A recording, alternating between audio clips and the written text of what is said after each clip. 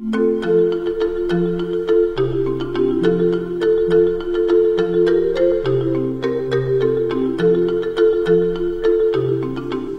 conseiller Abdoul Bagui sur les affichages de campagne.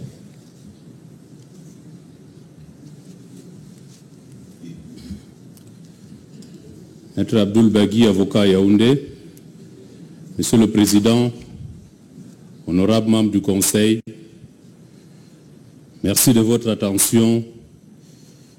Mon confrère Maître Emmanuel Sim m'a annoncé que je dois joindre ma voix à celle de mes illustres prédécesseurs qui, depuis hier, essayent autant que possible de répondre au rapport qui a été présenté.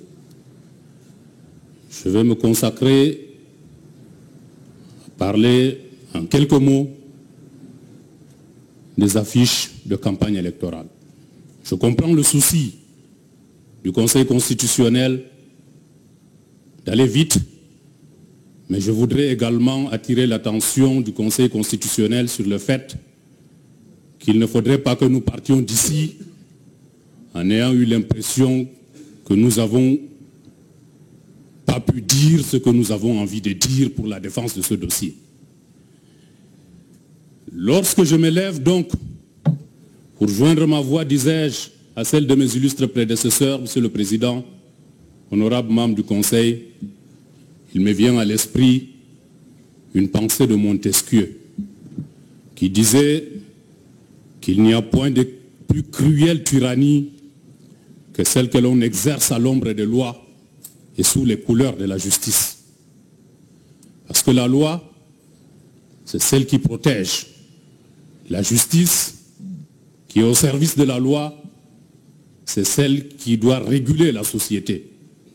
Ces deux éléments ne sauraient être utilisés en aucun cas pour donner l'impression aux citoyens et aux justiciables qu'ils ne peuvent pas défendre leurs droits.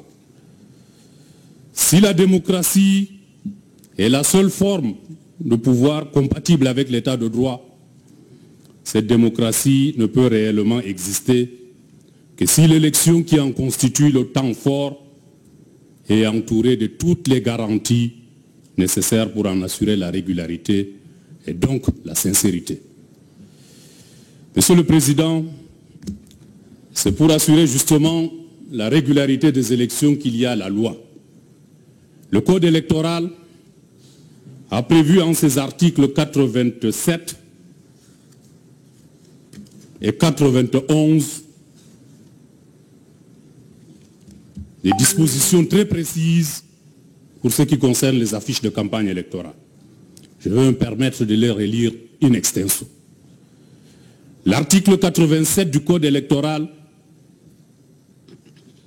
en son alinéa 2, dispose que les candidats peuvent faire établir à leurs frais ou à ceux du parti qui présentent leur candidature des circulaires, des professions de foi ou des affiches.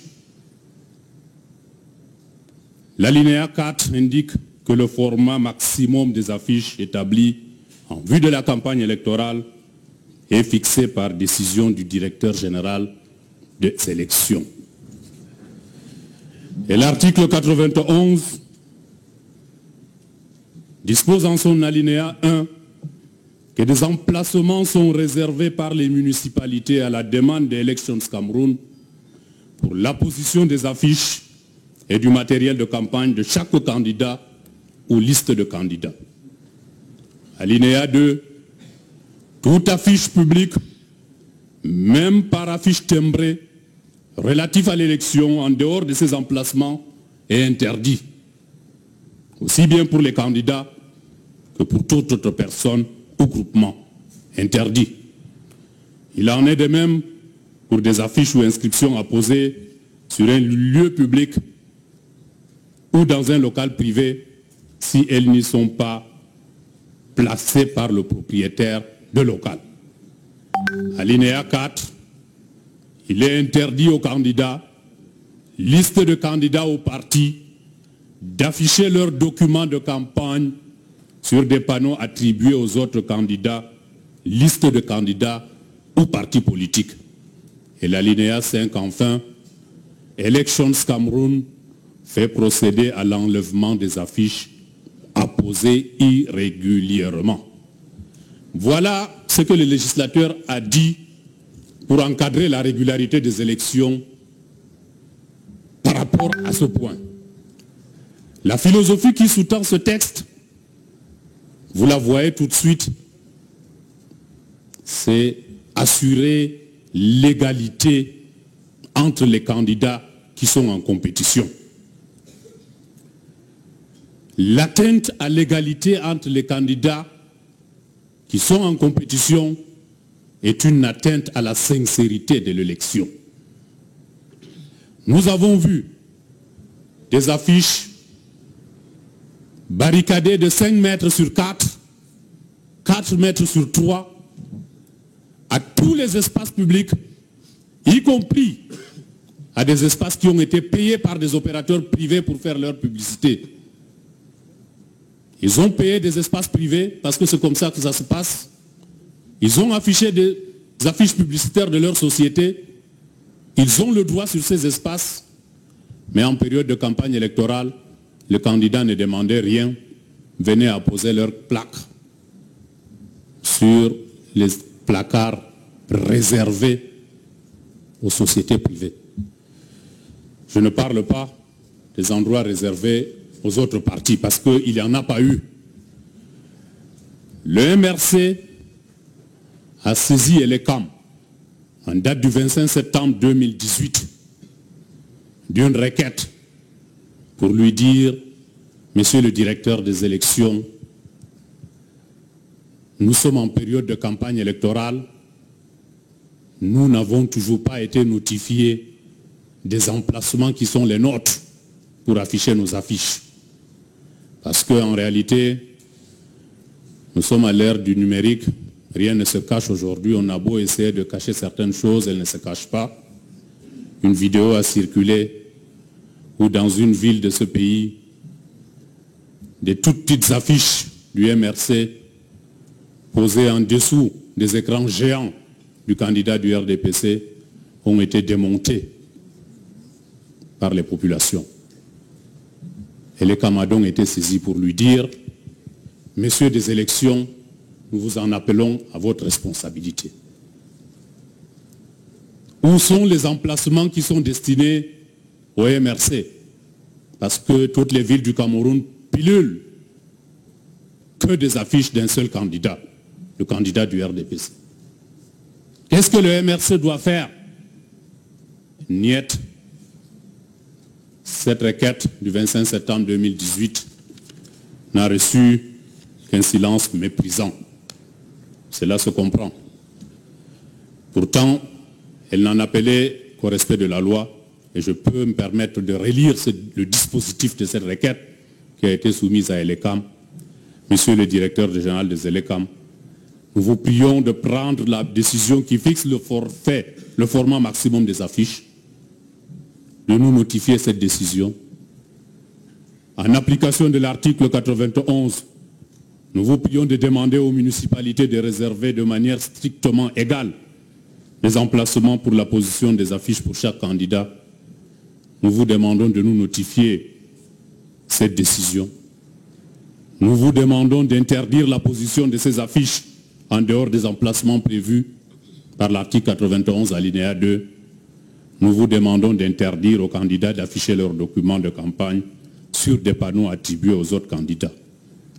Nous vous demandons enfin de procéder à l'enlèvement immédiat de toutes les affiches du candidat RDPC Paul Biya apposées irrégulièrement en application de l'alinéa 5 de l'article 91 suivisé. Je le disais tantôt, cette requête qui ne demandait que l'application de la loi n'a reçu qu'un silence méprisant. Cela peut peut-être se comprendre, mais cela a affecté l'égalité entre les candidats. Et lorsque l'égalité entre les candidats est affectée, la sincérité de l'élection est affectée.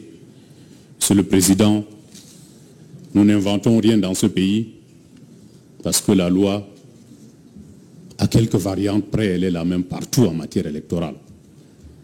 Le Conseil constitutionnel en France a dit qu'il constituait par exemple des manœuvres faisant fausser le résultat final d'une élection, un certain nombre de griefs qu'il a listés, et parmi lesquels il y a l'affichage sauvage et massif d'un candidat au détriment des autres. Nous n'inventons rien, nous devons appliquer la loi dans toute sa rigueur. Il l'a été dit ici depuis hier, je leur ai dit volontiers que vous êtes des sages. Nous vous respectons pour cela. Le sage, Platon le disait, n'est pas celui qui connaît toutes les choses. Non, le sage, c'est celui qui prend la juste mesure des choses qu'il connaît. Vous devez apprécier ces faits au regard de la loi, au regard de votre sagesse. J'ai entendu hier dans le rapport Elecam se défendre en disant qu'elle a saisi toutes les municipalités pour demander de réserver l'emplacement. Il ne sait pas simplement de cela. Si elle l'a fait, on n'était pas informé. Elle doit nous notifier, ce de temps que nous l'avons expressément demandé. Nous avons également entendu dire dans le rapport que le Conseil constitutionnel devrait se déclarer incompétent par rapport à ce moyen. Monsieur le Président, honorable membre du Conseil, vous ne devez pas partager ce point de vue du rapporteur. Pour la simple et bonne raison que vous êtes le seul juge de la régularité de l'élection présidentielle. Il n'y a pas un autre. Il n'y a pas un autre qui peut connaître d'un problème d'irrégularité relatif à l'élection présidentielle. Hier, à l'oreille de cette audience, nous vous avions dit que pour des moyens qui nous paraissent pertinents, vous ne pouviez pas connaître de ce recours, que vous deviez vous déporter. Vous avez dit, vous pouvez. Nous respectons cela. Mais vous ne pouvez pas à moitié.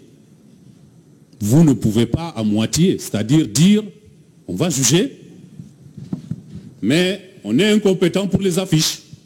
Qui alors serait compétent? Elecam a été saisi par le MRC. Elecam n'a rien dit. Le Conseil constitutionnel est saisi.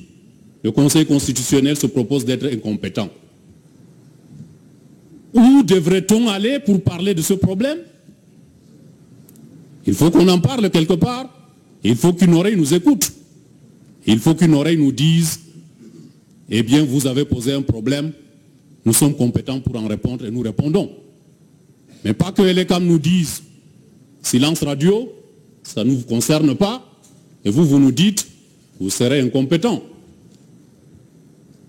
Monsieur le Président, le contentieux électoral de l'élection présidentielle est entièrement dévolu au Conseil constitutionnel. De par l'article 40 de la loi de 2004 qui porte organisation de votre juridiction et de part de l'article 132,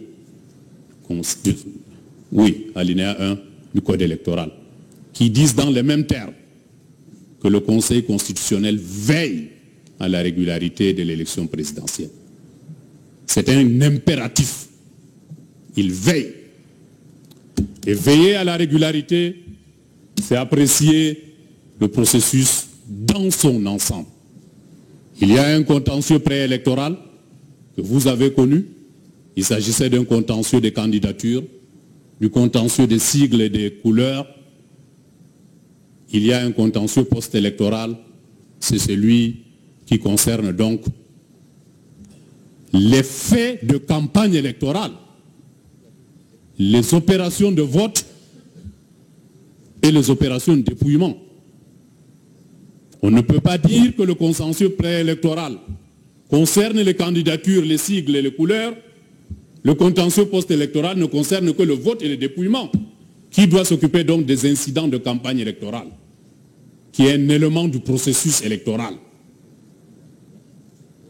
sauf à dire que tout ce qui s'est fait pendant la campagne électorale, malgré que la loi ait prévu et encadré cette campagne électorale, tout ce qui s'est fait pendant cette période est du domaine de l'inédit.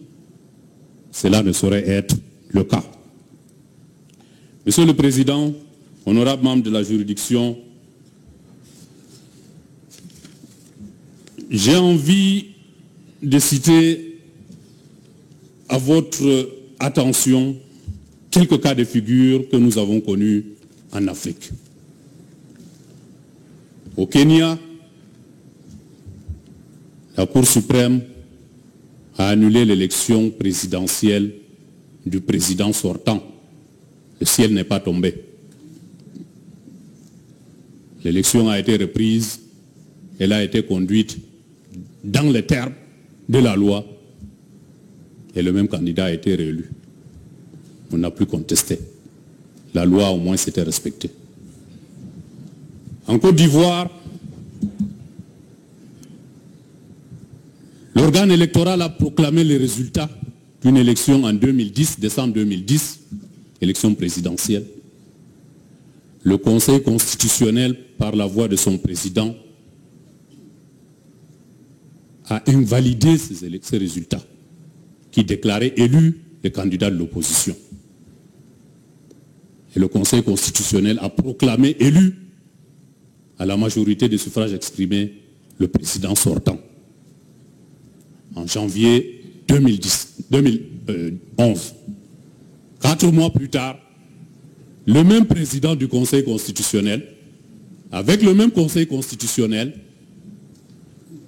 ils se sont réunis et ils ont encore proclamé d'autres résultats de la même élection présidentielle en déclarant cette fois-ci élu le candidat de l'opposition. Ils ont motivé leur décision en disant que les normes internationales auxquelles la Côte d'Ivoire a souscrit avaient une autorité supérieure aux lois et décisions nationales qui leur avaient servi de base pour rendre la précédente décision. Peu importe, la décision a été rendue. En Gambie, il y a eu proclamation des résultats par l'organe électoral qui a déclaré le candidat de l'opposition vainqueur. Le candidat sortant a fait un recours devant la Cour suprême et la Cour suprême a refusé de juger. Le recours a été saisi, a été porté à la Cour suprême en janvier 2011 et janvier 2018, autant pour moi, 2017, et jusqu'en mai, juin, juillet, la Cour ne faisait que de report en report. Entre-temps, des développements politiques sont arrivés et l'affaire s'est terminée. Voilà 3 cas de figure. Un juge qui a annulé, un autre qui a refusé d'annuler mais qui a réannulé, et un autre qui a refusé de juger. Notre histoire à nous, c'est vous qui devez l'écrire. Nous comptons sur vous pour l'écrire. Mais sachez que quel que soit l'angle d'attaque par lequel vous prenez ce problème, vous allez juger, l'histoire vous jugera à votre tour. Vous êtes une juridiction particulière qui régule les jeux politiques de la nation, mais vous ne faites pas de la politique. Vous ne devez pas faire de la politique. Parce que dans ce prétoire, lorsque la politique s'invite par la porte pour aller dans vos délibérations, le droit en sortira par la fenêtre. Et j'ai envie de terminer en rappelant tout simplement, Monsieur le Président, honorable membre du Conseil constitutionnel, que juger est une fonction divine. Lorsqu'on juge, en réalité, on les fait par délégation. Il n'y a que Dieu qui juge. Les juges sont des délégués de Dieu. Vous jugez par délégation. Et le juge est Dieu. Il est vérité. Il est justice. Ce sont ces autres noms. Vous avez les faits. Nous vous les avons donnés.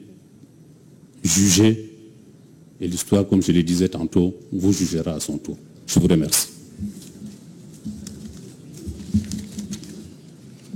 C'est la discussion. Je vais vous poser, enfin pas poser, je vais lire à votre attention, vous verrez. Peut-être que vous n'y répondrez pas tout de suite, mais allez réfléchir. Le Conseil constitutionnel est bien là pour veiller à la régularité de toutes les opérations électorales. Mais je crois qu'il y a aussi des paliers. On a parlé de l'ECAM tout à l'heure, que vous avez saisi. Bon, que pensez-vous de cette autre disposition de la loi, l'article 63? C'est à propos des commissions départementales de supervision, qui dit qu'il est créé au niveau de chaque département une commission départementale de supervision chargée de veiller au bon déroulement des opérations préparatoires aux élections et des opérations électorales proprement dites. Bon, si on s'arrête là, vous n'êtes pas tenu d'y répondre maintenant, mais si vous avez une réponse, allez-y. J'ai une réponse, Monsieur le Président, votre honneur. Bon, allez-y. La commission départementale de supervision est chargée de veiller au bon déroulement des opérations préparatoires aux élections et des opérations électorales proprement dites. Ça n'a pas empêché que votre Conseil constitutionnel soit saisi des opérations préalables aux élections dans un cadre précédent contentieux et postérieur aux élections ou concomitantes aux élections dans le cadre de cette même élection. Cette compétence de la CDS n'est pas exclusive. La loi, en son article 63, ne confère pas compétence exclusive à la CDS, la Commission départementale de supervision, de veiller au bon déroulement des opérations électorales proprement dites et des opérations préalables. L'article 132 vous confie l'exclusivité de veiller à la régularité du processus électoral. Il faut donc comparer entre un texte qui ne confère pas compétence exclusive à la CDS et un qui vous confère compétence exclusive. La réponse, à mon sens, est toute trouvée, c'est vous, et vous seul qui devez connaître de cela. Vous êtes allé trop vite, maître. Après avoir dit donc que la commission départementale de supervision est bien là pour veiller au bon déroulement des opérations électorales, est-ce qu'il n'était pas plus logique qu'après avoir saisi l'ECAM, puisque les faits se produisaient au moment du déroulement du vote, saisir l'ECAM sans réponse, est-ce qu'il n'était pas plus logique de saisir une autre instance sur le même terrain, qui est donc cette commission départementale, pour voir aussi sa réaction avant d'attendre plus tard que vous nous saisissiez par un recours? C'est question de logique. Non, Monsieur le Président, à notre avis, il n'est pas logique de séduire la CDS à ce niveau-là. Merci. Tout simplement parce que la CDS, elle est comme, de par la loi, l'article 87 et 91 que j'ai lu, est celui qui est concerné. Et elle est comme a été saisie de ce problème spécifique. Et une fois que cela est fait, elle est comme n'ayant pas jugé utile de répondre, l'article 132 vous confie à vous la compétence de juger du reste, et nous avons attendu venir vers vous.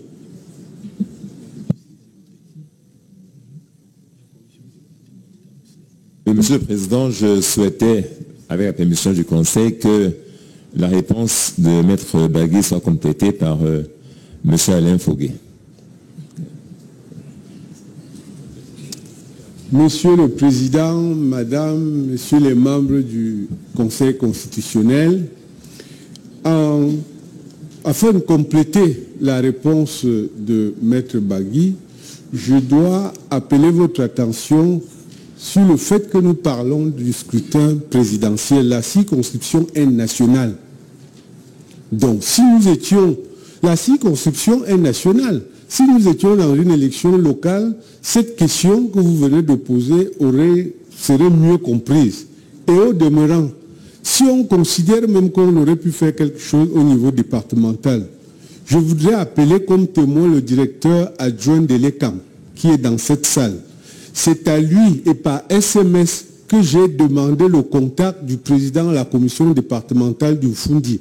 Là, nous étions déjà un jour après la fermeture des bureaux de vote, car la commission départementale, qui est censée fonctionner avant même le scrutin, n'a pas fonctionné. Ça, tout le monde peut le vérifier. Merci, Monsieur le Président.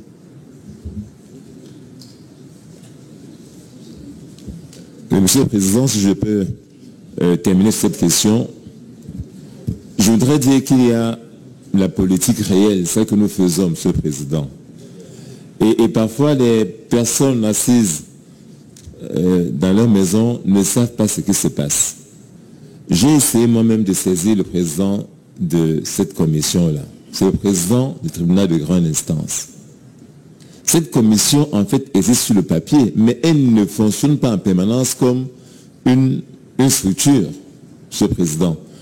Et l'autre raison fondamentale qu'il faut donner, on vous l'a dit très vite, l'élection présidentielle est à circonscription unique.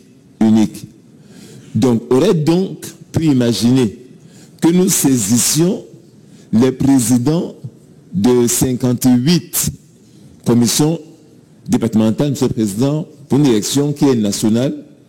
Non, Monsieur le Président, ce n'est pas possible.